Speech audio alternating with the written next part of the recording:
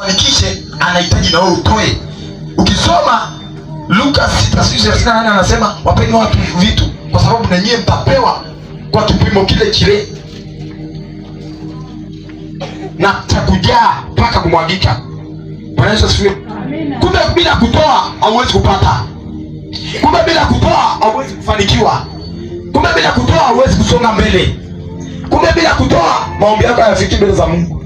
Sadaka sana na sadaka zako zimefika Kornelio, zikao ukumbusho mbele za Mungu. Leo tukija tukisema wewe Joyce, sadaka zako na sadaka zako zimefika. Ukijiuliza hivi nimetoa sadaka gani? Tukiangalia Kornelio alikuwa ni watu wanasaidia watu.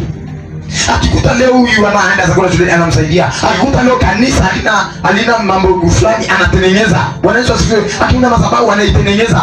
Sadaka yake inafika wapi? Mbinguni. Bwana Yesu asifiwe. Inafika wakati lazima uweke agano na Mungu. Uweke agano na nini?